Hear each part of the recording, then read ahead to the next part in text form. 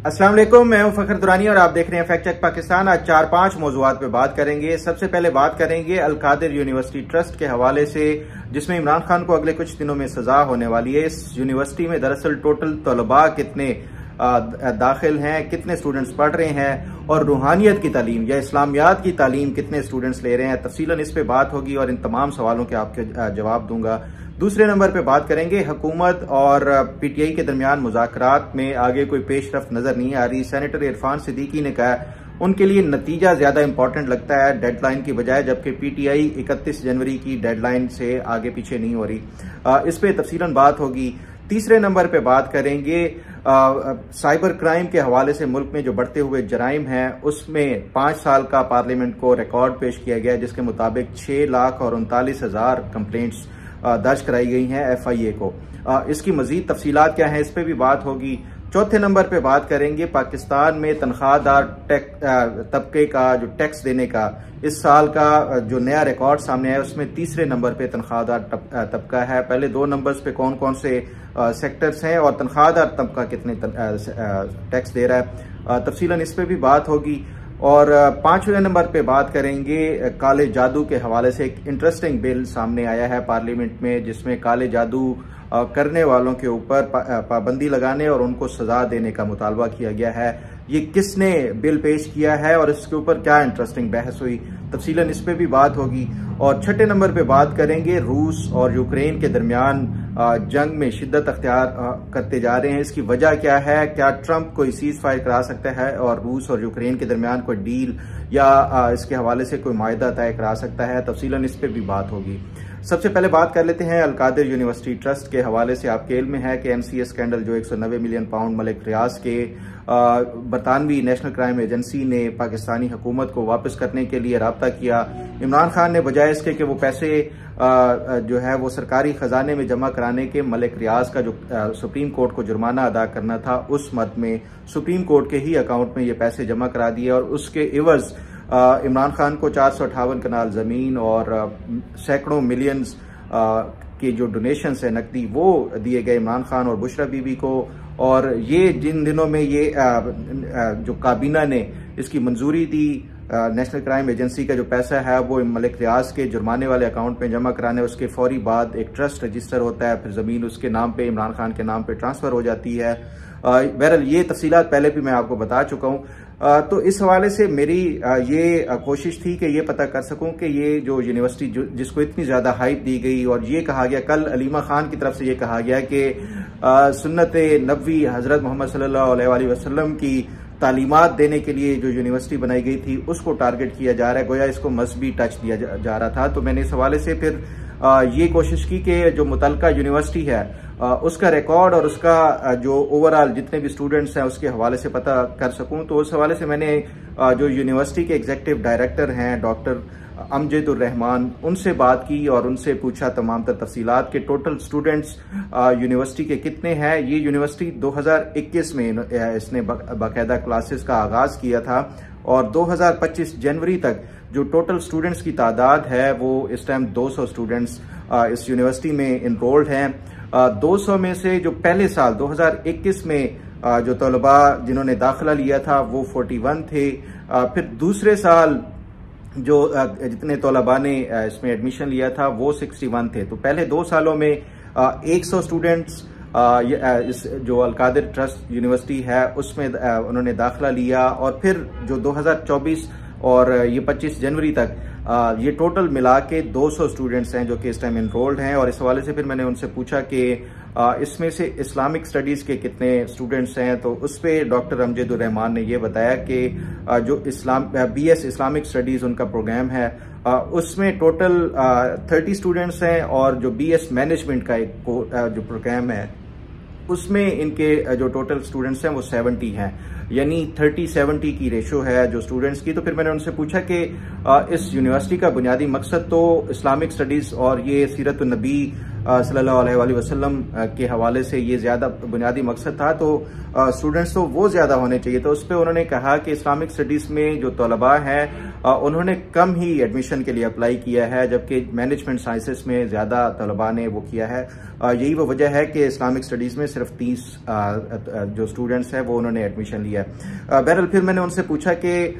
ये जो स्टूडेंट्स हैं ये तो 200 हैं, फिर आप मुझे ये बताएं कि उसके लिए आपकी फैकल्टी कितनी है। तो उस पर उन्होंने कहा कि टोटल जो फैकल्टी है जो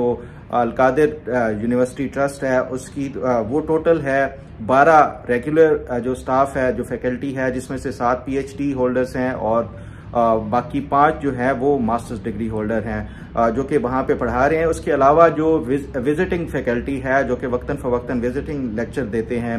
वो कुल मिला के वो कहते हैं यूनिवर्सिटी की जो टोटल स्ट्रेंथ है जो टीचिंग स्टाफ की वो 80 है।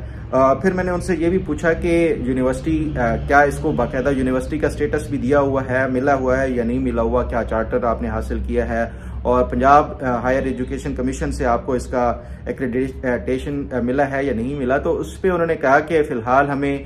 जो पंजाब हायर एजुकेशन कमीशन से रेगुलेटरी कुछ प्रॉब्लम्स आ रहे हैं, इसलिए हमें वो स्टेटस नहीं मिला डिग्री देने का। इसलिए हमने जो गवर्नमेंट कॉलेज यूनिवर्सिटी है GC यूनिवर्सिटी लाहौर,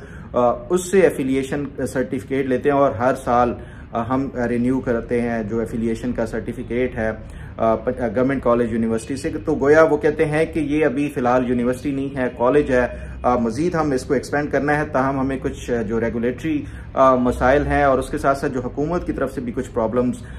जो खासतौर के ऊपर अप्रूवल के हवाले से, स्टेटस यूनिवर्सिटी का देने के हवाले से, और फिर उसके साथ साथ वो कहते हैं कि हमें जो ट्रस्ट के लिए डोनेशंस की वो अप्रूवल अभी फिलहाल नहीं मिल रही। जो लोकल इंतजामिया है उसकी तरफ से हमने जो जेलम DC जेलम है उससे भी अप्लाई किया हुआ है ये डोनेशंस के हवाले से जो बतौर ट्रस्ट के, और उसके साथ साथ हमने वो कहते हैं कि इस्लामाबाद की जो इंतजामिया है उससे भी किया हुआ है, ताहम हमें दोनों जगह से अभी फिलहाल नहीं मिल रही।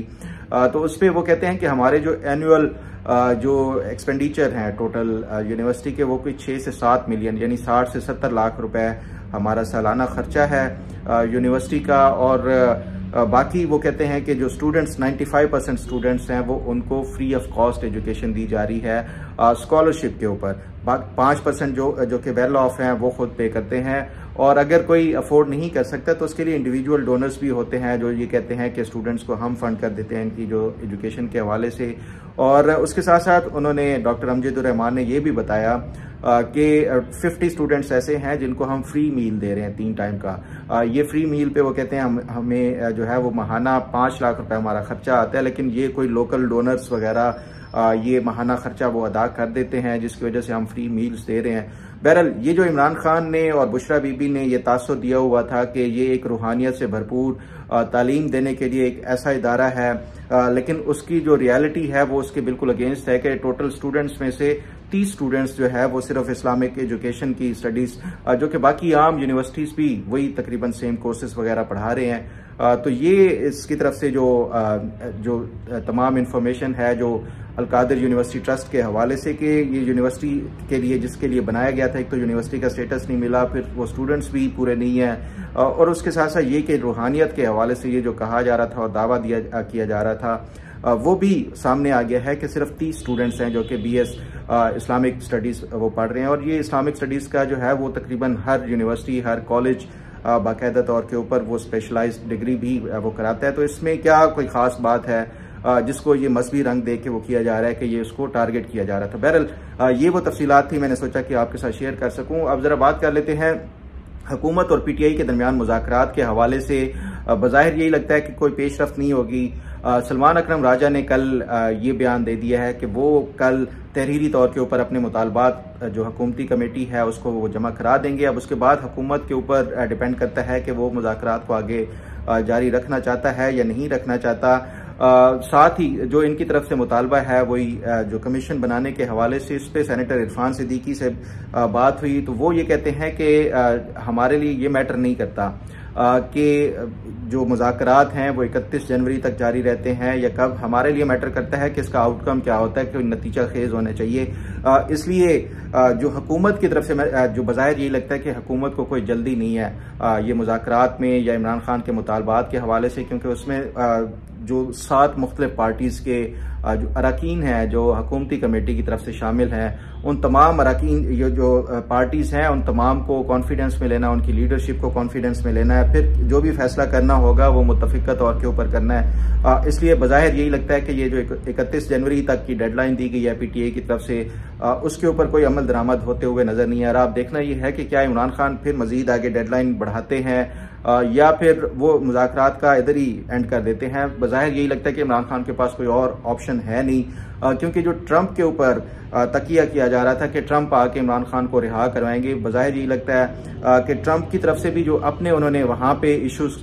शुरू किए हुए हैं, तो उसमें तो एटलीस्ट 1 साल तक ट्रंप को वैसे ही पाकिस्तान जैसे मुल्क की तरफ वो तवज्जो उनकी वैसे ही नहीं पड़नी, क्योंकि उन्होंने जो कनाडा के साथ इश्यूज खड़े किए हुए हैं, डेनमार्क के साथ जो ग्रीनलैंड का है, फिर पैनामा कैनाल के हवाले से है, फिर इवन अपने जो लोकल अमेरिका के अंदर और फिर लॉस एंजलिस में जो लगी हुई आग है, उसके हवाले से ये इतने ज़्यादा मसाइल हैं कि बज़ाहिर यही लगता है कि ट्रंप को 1 साल तक वो इमरान खान के हवाले से कोई इस तरह सीरियस अटेम्प्ट होती हुई नज़र नहीं आ रही। हो सकता है कि कोई ट्वीट्स वगैरह कोई हो जाएं अगर इफेक्टिवली इन्होंने लॉबिंग की, लेकिन उससे ज़्यादा बज़ाहिर ये नहीं लग रहा कि ये ट्रंप की तरफ से कोई इमरान खान की रिहाई के लिए दबाव डाला जाएगा। इसलिए हुकूमत का भी लगता यही है कि वो इसलिए इस कदर जल्दी में नज़र नहीं आ रही, और वो ये देख रहे हैं कि देखते हैं ट्रंप इंतज़ामिया की तरफ से क्या रिएक्शन आता है, और उसके साथ साथ जो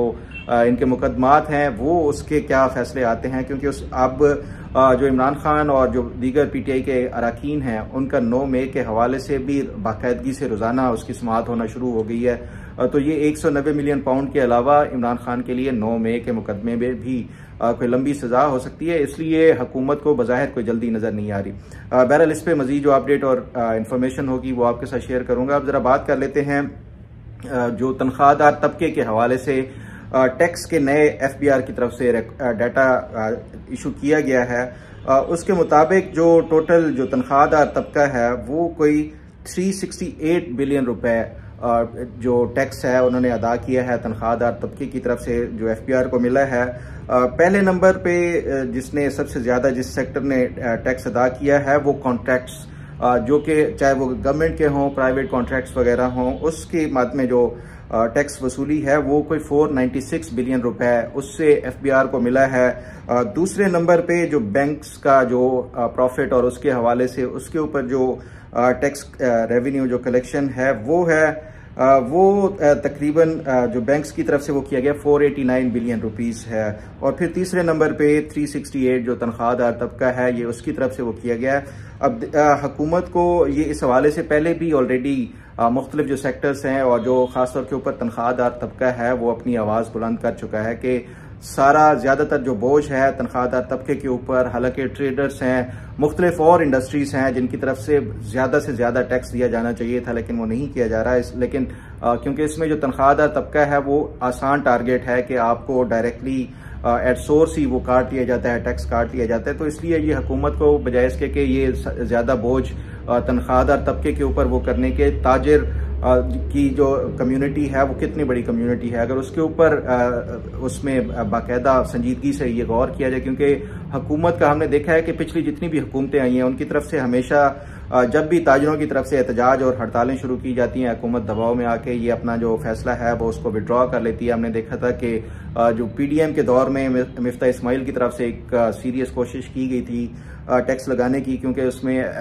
जो IMF की तरफ से भी मुतालबा था, लेकिन फिर उसके बाद हमने देखा कि नून लीग की लीडरशिप खासतौर के ऊपर मरियम नवाज ने भी इस हवाले से ट्वीट किया था विड्रॉ करने के हवाले से। और फिर जो नून लीग का वैसे भी जो वोट बैंक है ज़्यादा से ज़्यादा जो ताजिर तबका है उसकी तरफ से है, तो इसलिए ताजिर तबके को हुकूमत को टारगेट करना चाहिए। एग्रीकल्चर टैक्स के हवाले से वो हुकूमत को करना चाहिए। दीगर जो सर्विसेज टैक्स हैं और सूबों को इस हवाले से ये इंश्योर कराना चाहिए कि बजाय इसके कि वो NFC अवार्ड के ऊपर रिलाई करने के कि उनको बैठे बिठाए शेयर मिल जाता है NFC अवार्ड के जरिए, तो विफाक का ज़्यादातर जो 56% है वो सूबों को चला जाता है। इसलिए विफाक की तरफ से जो मैं समझता हूँ कि जो रेवेन्यू का ये शॉर्टफॉल और फिर कर्जे लेने पड़ते हैं और कर्जों में फिर जो आपके सामने है कि जितनी शराइत सख्त शराइत के साथ ये कर्जे लिए जाते हैं तो उसके बाद आवाम के ऊपर ही अल्टीमेटली ये बोझ पड़ता है, आम आवाम के ऊपर। तो हुकूमत को चाहिए कि ये इंडस्ट्रीज़ हैं, जो बिजनेस, बड़ी बड़ी बिजनेस कंपनीज हैं, उसके साथ साथ ये ताजिर हैं या एग्रीकल्चर है, इनके हवाले से संजीदगी से सोचे, बजाय इसके कि सारा बोझ तनख्वाहदार तबके के ऊपर वो डालती रहे। बहरहाल इस हवाले से जो मजीद इन्फॉर्मेशन होगी वो आपके साथ शेयर करता रहूँगा। अब ज़रा बात कर लेते हैं जो साइबर क्राइम के हवाले से। आपके इल्म है कि हर गुजरते दिन के साथ साइबर क्राइम्स में इजाफा होता जा रहा है। एक तो जो साइबर क्राइम्स में मिसयूज है पिक्चर्स का, वीडियोस का, वो उस हवाले से है। फिर उसके साथ साथ जो फाइनेंशियल जो क्राइम्स हैं, जो ये इंटरनेट और उसके ज़रिए वो किए जाते हैं, ये तमाम तर जो क्राइम्स हैं उसमें पिछले 5 सालों में बेपनाह इजाफा हुआ है। पार्लियामेंट में एक नई रिपोर्ट पेश की गई है वजारत दाखिला की तरफ से, और उस रिपोर्ट के मुताबिक जो पिछले 5 सालों में जो साइबर क्राइम्स के जो कंप्लेंट्स वो दर्ज कराई गई हैं, वो टोटल कोई 6,39,000 कंप्लेंट्स थी वो दाखिल कराई गई हैं। और उसमें से जो टोटल ये जो 6,39,564 ये शिकायत दर्ज की गई थी, और इसमें से जो तस्दीक, वेरिफिकेशन और उसके साथ साथ जो इंक्वायरी के प्रोसेस के बाद जो टोटल जो कंप्लेंट्स जिनको आगे प्रोसेस किया गया, वो कोई 5,713 केसेस जिन इन कंप्लेंट्स की बुनियाद के ऊपर FIR दर्ज की गई हैं, 5,713। और इन जो 5,713 जो केसेस की बुनियाद के ऊपर जो टोटल जो मुल्ज़मान गिरफ्तार हुए हैं, वो 7,020 मुल्ज़मान को वो किया गया है। और उनमें से सिर्फ 222 जो क्रिमिनल्स थे उनको अदालत की तरफ से वो सजा दी गई है। फिर उसमें ये जो नया डाटा है, इसके मुताबिक जो हर साल की इसमें वो दी गई है कि 2020 में 1,02,000 शिकायत दर्ज हुई। उसके साथ साथ 9,882 वेरिफिकेशन की गई और 9,112 की इंक्वायरी की गई। 601 केसेस इन इंक्वायरीज की बुनियाद के ऊपर दर्ज किए गए। इसी तरह जो साल बाई साल ये तमाम तर जो इंक्वायरीज और उसके हवाले से ये रिकॉर्ड पेश किया गया, जो मैं समझता हूँ कि ये FIA को मजीद विजिलेंट होने की ज़रूरत है, ख़ासतौर के ऊपर जो फाइनेंशियल ये जो इसमें वो क्राइम्स हैं, और उसके साथ साथ जो खवातीन और उसकी पिक्चर्स और वीडियोस को मिसयूज़ किया जाता है, इसके हवाले से भी ये संजीदगी से FIA को वो करने की ज़रूरत है और अपनी कैपेसिटी भी मज़ीद बढ़ाने की ज़रूरत है। अब ज़रा बात कर लेते हैं, एक बड़ी इंटरेस्टिंग कल डिबेट हुई है पार्लियामेंट की कायमा कमेटी में दाखिला की। उसमें जो एक बिल पेश किया गया है काले जादू के ऊपर पाबंदी लगाने के हवाले से, ये एक सेनेटर है समीना मुमताज़, उनकी तरफ से ये बिल पेश किया गया, जिसमें उन्होंने ये मुतालबा किया कि ये जो काला इल्म है और तावीज़ करने वाले हैं उनको सज़ा दी जानी चाहिए। और इसके हवाले से ये जो बिल पेश किया गया, इस पर बहस की गई। बिल में जो है वो काला इल्म करने वालों और उनकी तशहीर करने वालों को जो तजवीज़ की गई है सज़ा, वो 7 साल की सज़ा तजवीज़ की गई है। इस पे जो सेनेटर इरफान सिद्दीकी है, उन्होंने बड़े इंटरेस्टिंग कमेंट्स दिए कि ये आप को पता नहीं है कि ये कौन कौन से लोग इसमें काले जादू में मुलव्वस हैं, तो ये आप जो भीड़ों के छत्ते में हाथ डाल रही हैं, ये आपको जो है ये बड़ा तंग कर सकते हैं, तो इसलिए ये इस बिल को विड्रॉ कर लें। बहरहाल वो जो सेनेटर साहिबा हैं उन्होंने कहा कि नहीं, ये वो इस हवाले से वो इनको निमट लेंगी, लेकिन ये एक जो काले जादू के हवाले से संजीदगी से इसके ऊपर गौर करना चाहिए और इसके ऊपर बिल लाना चाहिए। बहरहाल ये आप देखते हैं कि ये पार्लियामेंट की तरफ से ये मंजूर किया जाता है काले इल्म और जो काले जादू के हवाले से, ये नहीं बड़ा आगे इंटरेस्टिंग होगा। अब जरा बात कर लेते हैं यूक्रेन और रूस के हवाले से। जो जंग है वो पिछले कुछ दिनों से अब शिद्दत अख्तियार करती जा रही है।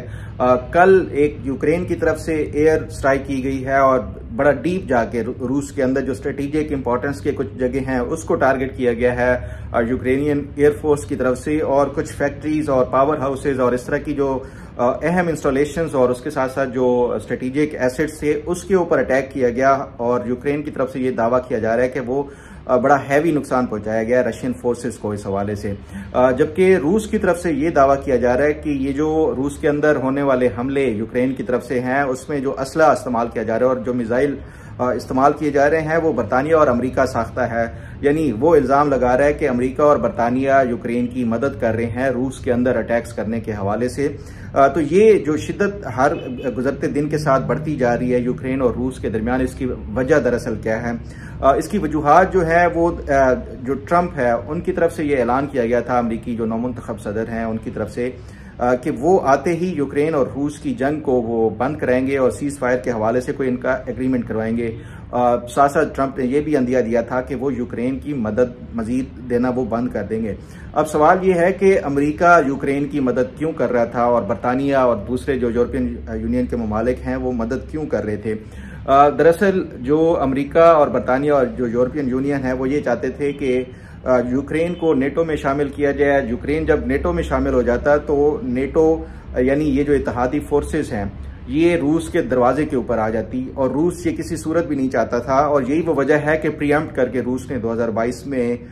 जो यूक्रेन के ऊपर हमला किया और उसके बाद उसकी मुख्तलिफ टेरिटरीज वगैरह कैप्चर कर ली। और ये हमले और इस जो कंटिन्यूस एक जंग है उसमें लाखों की तादाद में लोग मारे गए हैं, जिसमें ज्यादा जो कैजुअलिटीज हैं वो यूक्रेन की तरफ से हैं। सवाल ये है कि अगर ये ट्रंप की तरफ से कोई मुआहदा या सीज फायर के लिए दोनों फ्री कैन को बिठाया जाता है तो उसके लिए ये जो अब शिद्दत अख्तियार करती जा रही है जो दोनों साइडों से जो हमले हैं उसकी वजह भी यही है कि दोनों साइडें अब ये चाह रही हैं कि नेगोशिएशन के टाइम या जो मुज़ाकरात हों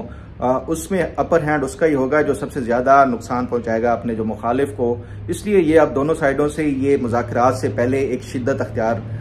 जो हमलों में है वो होती जा रही है। ताहम अब देखना ये होगा कि ट्रंप क्या डील कराते हैं, क्योंकि ये दोनों सूरतों में ट्रंप के लिए बड़ा एक इम्तिहान होगा। इसलिए भी कि पिछले 3-4 सालों से अमेरिका और जो उसके दूसरे इत्तेहादी हैं वो यूक्रेन की भरपूर मदद कर रहे हैं, चाहे वो असले की सूरत में हो चाहे वो इमदाद की सूरत में हो, ताकि जो यूक्रेन है उसको नेटो में शामिल किया जा सके। ये एक उनके लिए बड़ा एक स्ट्रेटेजिकली बड़ा इंपॉर्टेंट है क्योंकि वो रूस के दरवाजे पे आ जाते। तो ट्रंप अगर ये सीज फायर कराता है और अगर ये उसमें जो यूक्रेन है उसको नेटो में शामिल नहीं करा सकता तो ये फिर अमेरिका और उसके इत्तेहादियों के लिए ये एक बहुत बड़ी हजीमत और उसके साथ साथ मैं समझता हूँ कि ये उसके लिए शिकस्त होगी। जबकि दूसरी तरफ जो पुतिन है वो उसकी तरफ से भी अनाउंस किया गया है कि वो हर तरह का कंप्रोमाइज करने के लिए तैयार हैं, वो नेगोशिएशन और सीज फायर के लिए भी तैयार हैं। ताहम किसी सूरत भी वो यूक्रेन को नेटो में शामिल नहीं होने देंगे। देखना यह है कि जो ट्रंप और पुतिन में से कौन किसका अपर हैंड रहता है, क्या यूक्रेन जो है वो नेटो में शामिल होता है या नहीं होता। अगर नहीं होता तो ये जो रूस है उसकी ना सिर्फ ये कि एक बहुत बड़ी जीत होगी बल्कि उसके साथ साथ अमेरिका और उसके इत्तेहादियों की एक बहुत बड़ी शिकस्त होगी। और अगर ट्रंप बाय फोर्स या किसी भी हालत में यूक्रेन को वो नेटो में शामिल करवा लेता है तो फिर ये उस हवाले से ये रूस के लिए एक बहुत बड़ी शिकस्त होगी। लेकिन बज़ाहिर यही लग रहा है कि जो पुतिन है वो बड़ा सख्त और टफ नेगोशिएटर है और यही लगता है कि बगैर नेटो में जो अलायंस किए हुए यूक्रेन का वो कोई सीज फायर के हवाले से इस पे कोई इस तरह का कोई एग्रीमेंट हो जाए। अब देखना यह है कि ट्रंप जो अपना जब भी ये हलफ लेते हैं तो उसके बाद ये कितनी जल्दी इस हवाले से कोई कदम उठाते हैं, बड़ा इंटरेस्टिंग होगा। उम्मीद है आपको आज का प्रोग्राम भी पसंद आएगा। अल्लाह ताला आपका हामी और नासिर हो। अल्लाह हाफिज।